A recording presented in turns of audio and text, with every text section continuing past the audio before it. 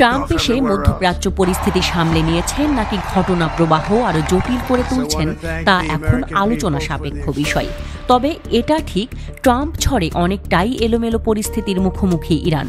দেশটি এখনও নয়া মার্কিন প্রেসিডেন্টের মতিগতিই বুঝে উঠতে পারছে না, যে কারণে তাদের ভবিষ্যৎ পররাষ্ট্রনীতি নিয়েও আছে দোলাচল। এরই মধ্যে ইরানের সর্বোচ্চ নেতা আয়াতুল্লাহ আলী খামেনি ইরানের শাসক গোষ্ঠীকে সতর্ক করেছেন। তিনি বলেছেন, যুক্তরাষ্ট্রের সাথে আলোচনার টেবিলে বসা খুব একটা বুদ্ধিমানের কাজ হবে না। তিনি মনে করিয়ে দিয়েছেন, এর আগেও ওয়াশিংটনের সাথে উদার মন নিয়ে আলোচনা করেছিল তেহরান। তাদের নানা রকম ছাড় দিয়ে পরমাণু চুক্তিও করেছিল, তবে শেষ পর্যন্ত তা স্থায়িত্ব পায়নি। এমনকি বর্তমান মার্কিন প্রেসিডেন্ট ট্রাম্পই সেই চুক্তি ছুঁড়ে ফেলেছিলেন। খামেনি তাই বলেছেন, ইরানের বরং তার নিরাপত্তা ব্যবস্থার উপর জোর দিতে হবে। যুক্তরাষ্ট্র কিংবা ইসরায়েল হামলা করলে বা উস্কানি দিলে তার উপযুক্ত জবাব দেওয়ার জন্য প্রস্তুত থাকতে হবে। খামেনির পরিষ্কার নির্দেশনা, ইরানের উপর হামলা হলে তাৎক্ষণিকভাবে তার পাল্টা জবাব দেওয়া হবে। ওদিকে মার্কিন প্রেসিডেন্ট ট্রাম্পও এক বিশেষ নির্বাহী আদেশে সই করে রেখেছেন, যেখানে তিনি গুপ্ত হত্যাকাণ্ড বা হামলার শিকার হলে সরাসরি ইরানের রাজধানী তেহরানে হামলা চালানোর নির্দেশনা দেয়া আছে। ট্রাম্প মনে করছেন, তিনি হত্যাকাণ্ডের শিকার হলে তার জন্য ইরানই দায়ী থাকবে।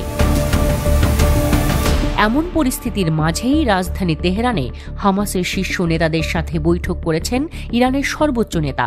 যদিও সেই বৈঠকের আলোচ্য বিষয় বা ভেন্যু কোনোটা সম্পর্কেই বিস্তারিত তথ্য দেয়নি তেহরান। তবে বর্তমানে ইসরায়েলের সাথে যুদ্ধবিরতিতে আছে হামাস, গাজার স্বাধীনতাকামী সংগঠনটির অন্যতম পৃষ্ঠপোষক ইরান।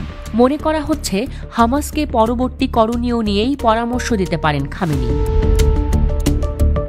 এর আগে খামেনি বলেছিলেন, হামাস নিধন করার লড়াইয়ে নেমেছিলেন ইসরায়েলের প্রধানমন্ত্রী বেনিয়ামিন নেতানিয়াহু, অথচ হামাসই তাকে পায়ের কাছে এনে ফেলেছে।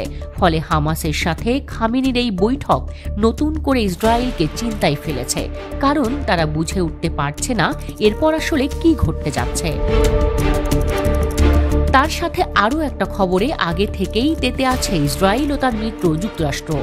ইরানের হাতের নাগালেই এখন রাশিয়ার অত্যাধুনিক যুদ্ধবিমান সুখোই 35। তেহরান এবং মস্কোর ক্রমবর্ধমান সামরিক সহযোগিতা নিয়ে পশ্চিমা দেশগুলির উদ্বেগ ছিল আগে থেকেই। তার মাঝেই ইরানের বিপ্লবী গার্ড কোর নিশ্চিত করেছিল, ইরান রাশিয়ার তৈরি সুখোই 35 যুদ্ধবিমান কিনেছে। যদিও রাশিয়ার কাছ থেকে তারা ঠিক কতগুলো এই ধরনের যুদ্ধবিমান কিনেছে সে বিষয়ে কোনো নির্দিষ্ট তথ্য দেয়নি। ইরানের খাতাম উল আম্বিয়া কেন্দ্রীয় সদর দপ্তরের উপসমন্বয়ক আলী সাদমানি বলেছেন, যদি শত্রু বোকামি করে তাহলে তারা আমাদের ক্ষেপণাস্ত্রের আঘাতের তিক্ত স্বাদ পাবে এবং অধিকৃত অঞ্চলে তাদের কোনো স্বার্থই নিরাপদ থাকবে না।